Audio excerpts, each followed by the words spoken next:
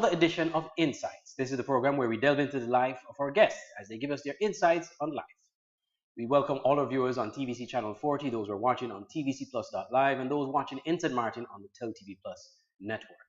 This week on Insights, we have a very interesting guest, as we always do on the program, a young lady who has her own academy that focuses on the sciences and the arts. Clilia Davis is our guest this week on Insights, and we welcome her tonight. How are you doing? Thank you. I'm doing well. And yourself? Oh, I'm doing well, thanks. Pleasure to have you. Thank you so much. A few years ago, we spoke. Yes. I did an interview with you for SK Newsline when you were studying in Taiwan. Right. And now you're here back home. Mhm. So you started your academy. Yes. And you actually started before you left, correct? I did.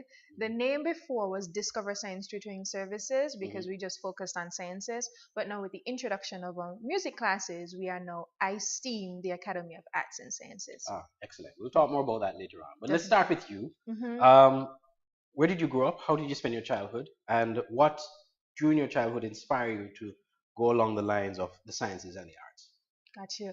Well, I was born and raised in Keon, Green Valley. Up until recently, I moved, but it always has a really grave part in my heart.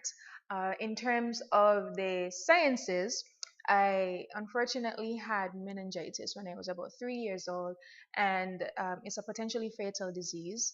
Um, and I'm here, thank God. Yes, thank God for that. But it really sparked my interest in terms of finding out what was this disease that potentially could have killed me. And so I delved into the sciences when I went to high school. But I always had a very inquisitive mind.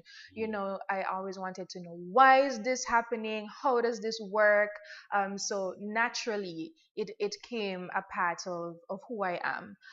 In terms of the arts, music was very intriguing to me. I remember when I was about 2 or 3, the organist at my church at the time, she was just playing, the foot pedals and the regular keys, and I'm like, oh my goodness, like, how are you doing You're that? fascinated by that. Right. And I always used to ask, can I learn? Can I learn?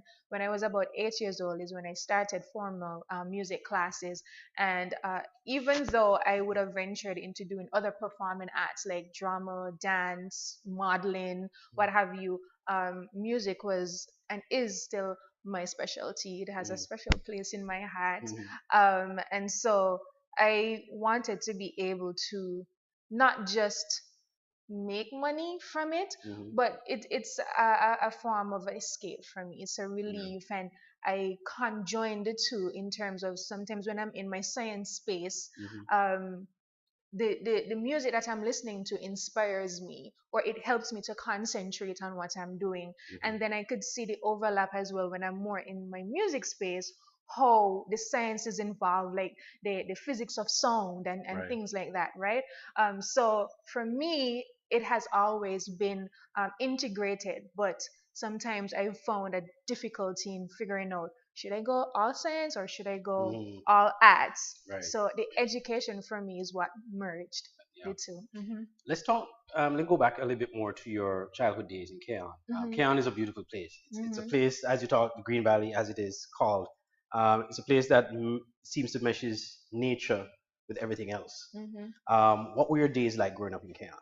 Well, honestly, I think I was a little bit sheltered.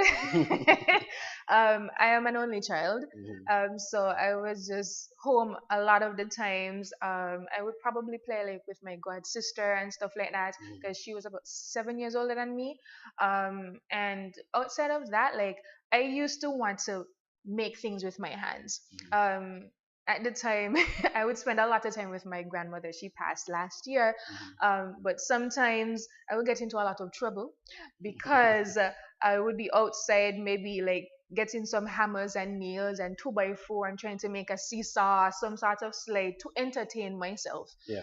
Because like I said, I'm an only child. Right. So that inventiveness, now in retrospect, seems to have been there just innately, and now I'm able to actually see it. I can tap into it. So like, my childhood was fun for me. Like, I always used to take all my teddy bears and my mother's pillows and stuff like that and make my classroom. So I guess that's now why I'm a teacher, Clilia. You know what I mean? But when I really do look back, I could see remnants of what I am doing now. Right. Yeah. So Right. it's pretty cool Yeah, to it think worked out about. in the end. Hmm. So you developed a love for the arts and the sciences. Were Hmm. you at any point? I know a lot of times people who are into the arts, they were always told sometimes, and this has always been the story, regardless of where they're from. They were always told, find a real job. The arts is not going to pay you. Hmm. Why do you want to sing? Why do you want to play music? Why do you want to dance? That's Hmm. not a real career.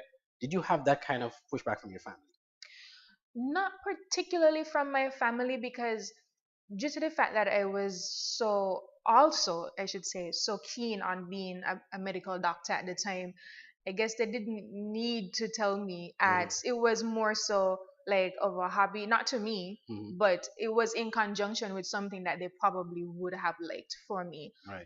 But I always had support from my family, like, so it was really good in that respect. But I do identify with what you're saying totally, which is a myth that I Mm-hmm. think we have busted, especially in our past. In the region, we tend to have difficulty seeing how we can monetize not just musicianship, but all of the other things and facets that comes along within the music industry.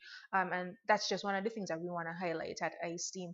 But in particular for me, I always had that support. Yeah. Okay. Now, walk us through your journey now from St. Kitts Nevis to Taiwan. First of Mm. all, how you got that opportunity, Hmm. and then we'll talk a bit about how your experience in Taiwan was. No problem. So after my tenure at CFBC, I did an associate's in environmental science. I went to the University of the Virgin Islands about a year and a half after. I did a short stint here at the JNF Hospital, and I did my bachelor's in biology. So while there, I because I was an international student, I wasn't able to be a part of a lot of, whether it's research based or like some of the internships, like medical internships, Mm. because of my immigration In the status UVI. in UVI. Mhm. Yeah, because I'm a US based school, so Right. you would have had to be either a permanent resident or um, a citizen Citizen. of the States, right? So that wasn't good enough for me, because I felt like going to classes, I wasn't going to be able to get what I needed from the whole college experience. So I said to myself, no, you have to create an avenue. Like, this is just a stumbling block. How are you going to maneuver past this? So ultimately, I was able to create a research project. And I'm always, no matter how many times I talk about this, I always stress how thankful I am to Hmm. my past mentor, Dr. Yakini Brandy. She's actually a Nivision. Mm. Yes, she's At, an at the UVI.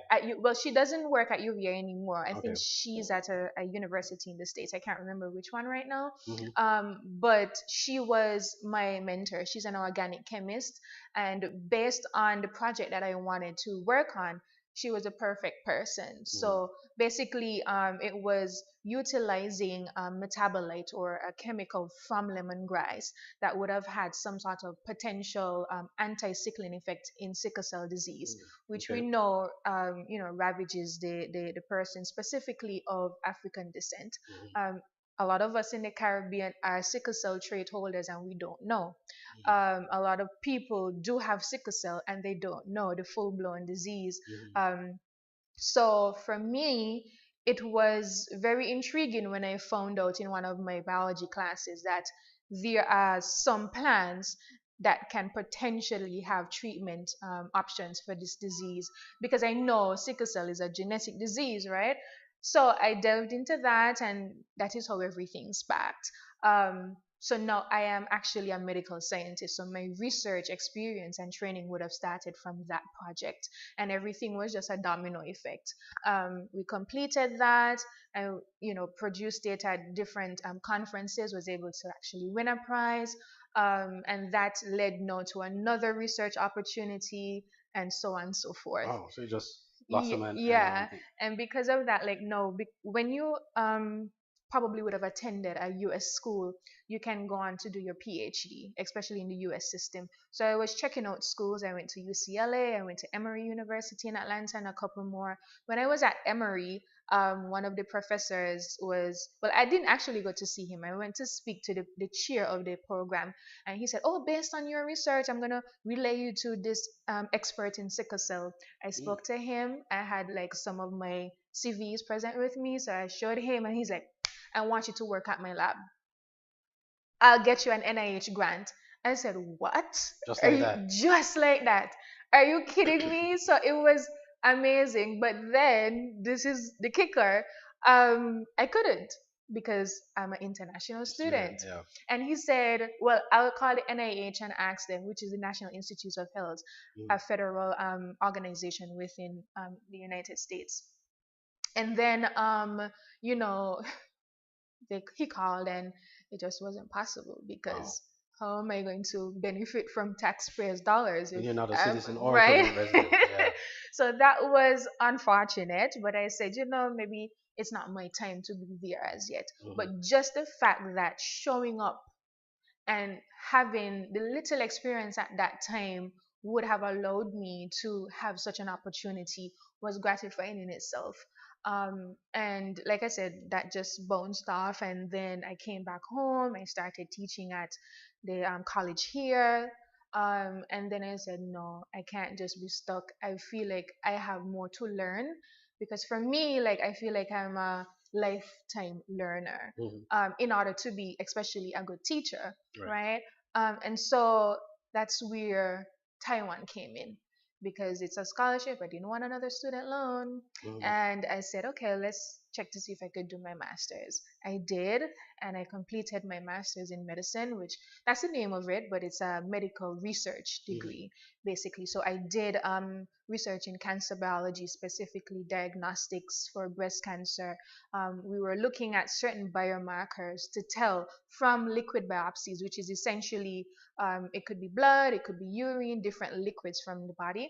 And we are able to identify certain biomarkers that can tell us, okay, you do have cancer, maybe this is the stage, X, Y, and Z. So that's some of the work that I was previously working on. And it's great because outside of a tissue biopsy, which is much more invasive, it's much more costly, if we're able to do a blood draw, and I'm able to tell you, okay, yes, you have cancer, this is the recurrence of it, X, Y, and Z. That's where the research is going now. And we want to be able to translate that basic research into the clinic. So it's exciting. It was a lot of hard work in Taiwan for sure. I could imagine. Yeah, and also, like, I worked while I was in Taiwan. I was teaching English. That was a task. Because you spoke Mandarin, so you had to speak Mandarin in order. Yes. So for my, that was English as a second language, or just English? English as a second language. Yeah. All right. Well, hold that point. We're gonna up on a break now. We want to thank you for watching the first segment of the show, but stay tuned. We have more coming your way with Clilia Davis, our guest here on Insights for this week.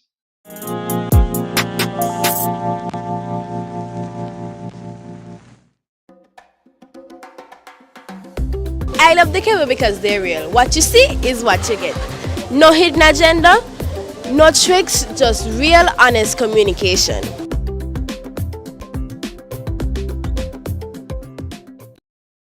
The SKN Newsline website now offers you more news. Log on to www.sknnewsline.com for local, regional, and international news. You can also watch the latest newscast and keep abreast with news in sports, all from sknnewsline.com. That's www.sknnewsline.com. News at your fingertips.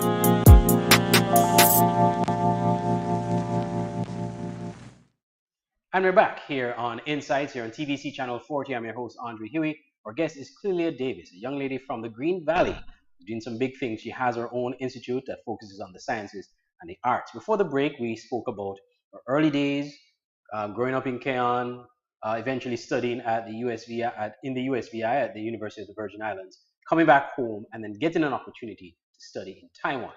Now, what exactly did you study in Taiwan? So I did a Master's of Science in Medicine, Hmm. which is basically a medical science degree. Right. Hmm. So it's not the same as if you're studying for become a doctor, or No, it's, no, no, no, but no. it gives you the knowledge of certain things. Correct. Right.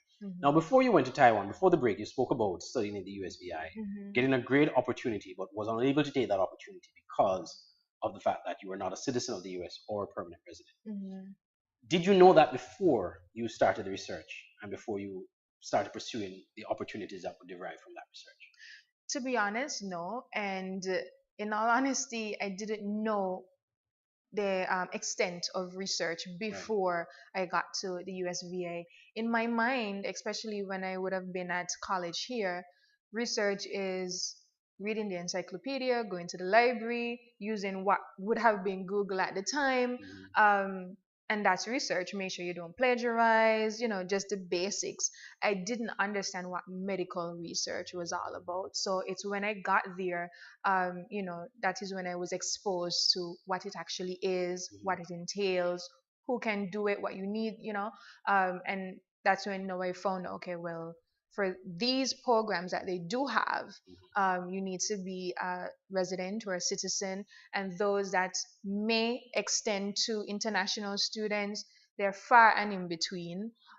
So I wasn't successful there either. Mhm. So it was a little bit of a downer, and that is why I'm trying my best to educate persons while they're here before, so they could be as prepared as possible to know what opportunities they're eligible for and what Mhm. they're not eligible for. Would you have pursued the research had you known ahead of time?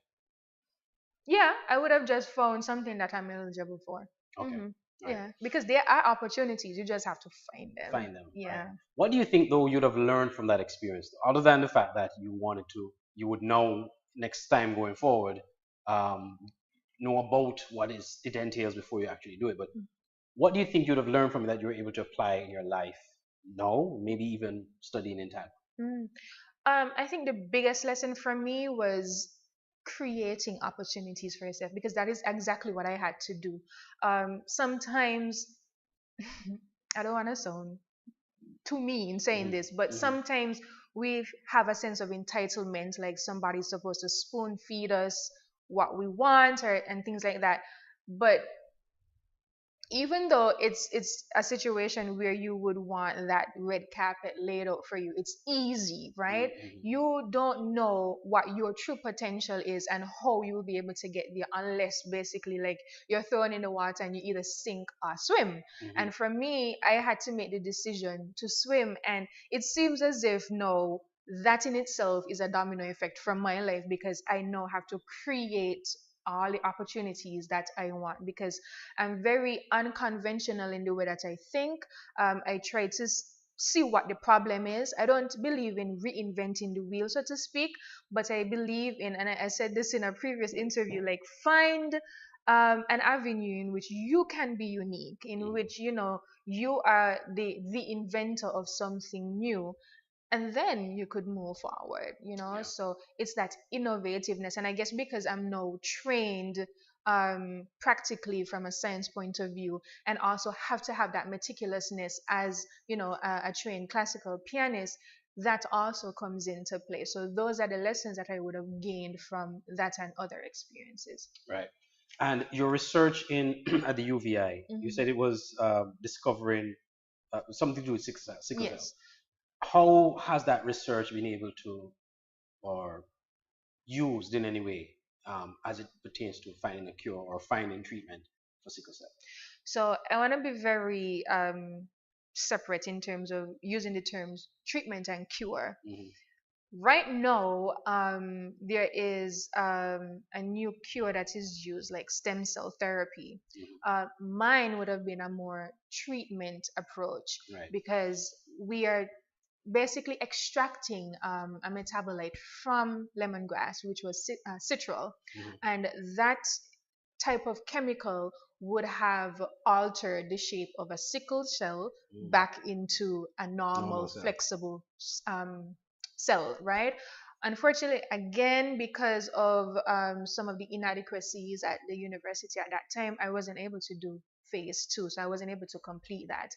Now what I actually want to do is have to get the funding to build out my own lab and to continue things. So I am very, very much interested in hematology oncology. If you could really see, hematology would be for sickle cell oncology, cancer stuff.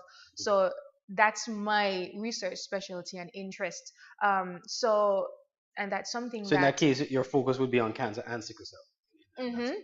Which are two diseases that are pervasive in the Caribbean. Correct. Yeah. So I find that we stress a lot on the clinicians. I mean, we do need clinicians and we need very good clinicians, but we also have to change the paradigm where we introduce the research, because without the research and active research all the time, we cannot change or transform the clinic, right? So we have to come to the status quo where we understand that these two things have to work hand in hand. Yeah. I'm on the research side. I'm going to stick in my lane and do what I can and do what I know how to do. And then I collaborate with the clinicians and I say, okay, well, this is what I did in the lab. This is how we can translate it. And this is how it would benefit your patients. So in the long run, you're hoping to have your own lab where you can continue that research. Yes. And eventually help to find treatment. Most definitely.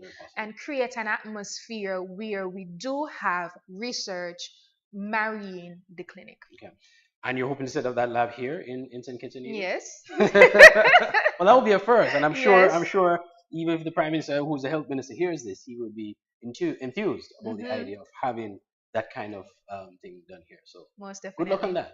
Thank you so much. Yes. So let's talk about Taiwan now. So you were in Taiwan and the experience there. Talk to us about it from a cultural standpoint. You had to learn the language eventually, and then eventually teach. Yes. There. So when I got there, it would have been October 2020, so in the height of COVID, but COVID didn't hit Taiwan the way that it would have hit the Western world, especially at that time, because they had experience before with, I think it was SARS. Yeah. Yes. So things were like business as usual, kind of, but we still had to quarantine for 2 weeks, and quarantining would have entitled their food, which I had no knowledge of before, so that was a first for me. So I was eating a lot of McDonald's, and thank God for my freight bread and pan cheese that I carried with me. That saved me, but outside of that, I had to do 1 year of Mandarin first, based on the MOFA scholarship, and then ventured into my 2 years. So in terms of like the cultural exchange, it was bittersweet sometimes, there are persons who you may not be as compatible with. That's a reality, as much as we may not want to talk about it, in terms of like the race and stuff like that. But outside of that, of course, there are lovely people. Taiwan is a beautiful place. I would encourage anybody to. Well, I had the chance to visit there last year for a few days, and yes, indeed, I was mostly in Taipei then. It was indeed a beautiful place. Definitely amazing. And there's something to do for everybody in Taiwan. If you're a nature buff, there's that. If you like the metropolitan cities, there's Taipei, there's Kaohsiung, there's Taichung. It's amazing. If you like nature, everything is set for that. And I met a lot of amazing Taiwanese. Sometimes we would go to lunch and dinners, and just the way that they interact with each other and how nice they could be to you, it was refreshing. And I taught English there as well, to some babies and some of the elementary kids. So that was an experience, but kids are kids, no matter where. Kids will be kids. So it was, sort of stressful because I still had to maintain my work at school and doing research. But all in all, it was an experience that I would never, never regret. I could imagine. Well, we're going to end this segment, and when we come back, we're going to talk about your school here. Okay. And also how Taiwan prepared you for that, because I'm sure teaching those children there would have prepared you most for definitely teaching here. We'll be right back after these messages. Our guest is Clilia Davis, who is the founder of ISTEAM, her academy that focuses on sciences and the arts. We'll talk more about that when we come back after these messages.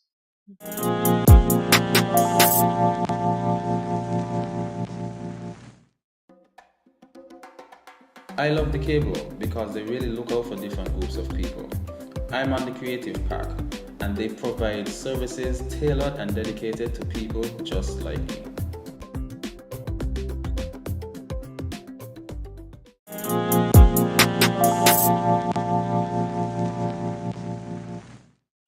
I'm And we're back with the final segment of Insights here on TBC Channel 40. I'm your host, Andre. Here, our guest is Clilia Davis, who is a teacher and the founder of ISTEAM. And ISTEAM means?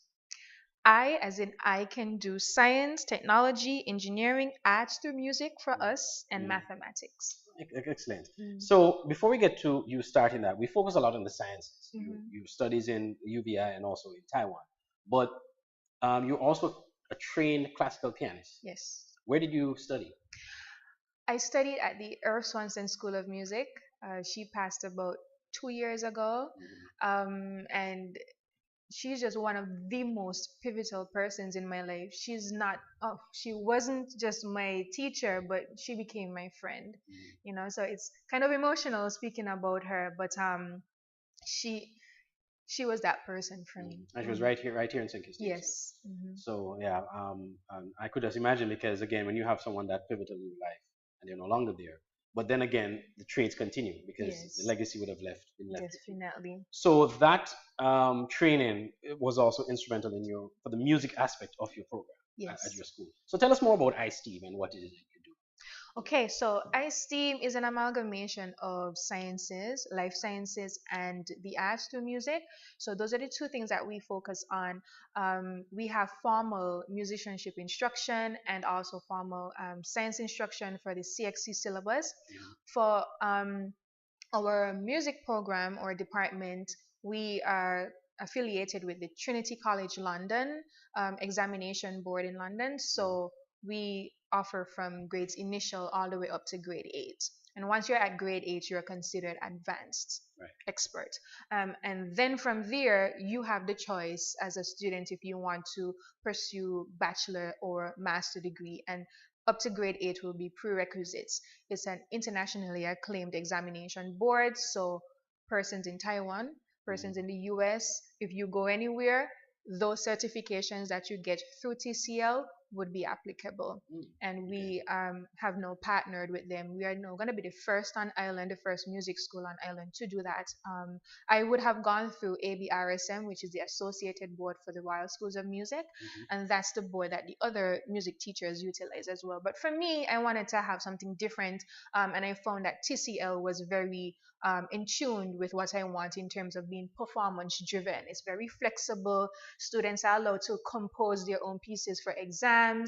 They're able to do both what we call a rock and pop syllabus and also a classical and jazz. So I wanted to introduce that variety because some students might not be too keen on the Mozart and the Bach and the Beethoven, So if you're able to do a song by Adele or Bruno Mars for your exam, that's something that that's something that you will be pumped to do. So I really, especially with this type of generation, I have to, it's a two-way street, education. Yes. So I have to make sure that I am providing something that is of interest to them and that they could use for their expertise. And you find that has been the interest. Most definitely.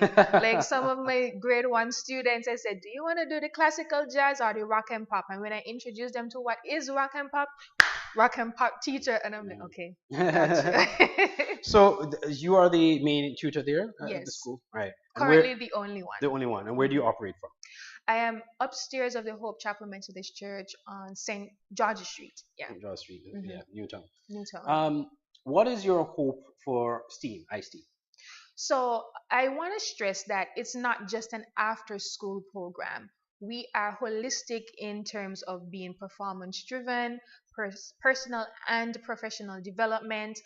Even though we focus on the arts and the life sciences, like the technology, the engineering, the mathematics part, that is going to be included, but in different facets like workshops. I'm going to have like those experts come in. We're going to have summits, career fairs, and I want it to be an educational hub, a movement for persons that know, okay, when we think about anything STEAM related, we think ISTEAM because they are not just giving us the practical skills such as, okay, I'm going to learn the musicianship or I'm going to learn the theory from my science, chemistry or biology or human and social biology, but I'm not able to understand what it takes for me to go to university. What does it take for me to inject myself into this current job market? What do I need to know so that I don't become obsolete, and the skill set that I need, so that when I do get into the workforce, I am inventive. I can put myself above the competition and be impactful. So before we leave, how can people get in touch with you, and how can people register their children to be part of ISTEAM? So my contact information would be 766-4119. That's our business number. And we are also on social media. For Facebook, it's ISTEAM, the Academy of Arts and Sciences. On Instagram, it's ISTEAM SKN. And on LinkedIn, also ISTEAM, the Academy of Arts and Sciences. All right. Well, we'll leave it right there, Clilia. Thank you so much for being on the program. Thanks It's a for pleasure to have having you. me. Learned a lot just by you talking about your experience growing up. Thank I you. wish you all the best. Thank you so much. All right. And thank you, the viewers, for watching this edition of Insights here on TVC Channel 40. Remember, you can watch again by visiting our social media. That's the Television Caribbean Facebook page, the YouTube channel, or visiting our website at tvcplus.live. From all of us here at TVC Channel 40, I am Andre Huey, thanking you once again for watching Insights here on TVC Channel 40.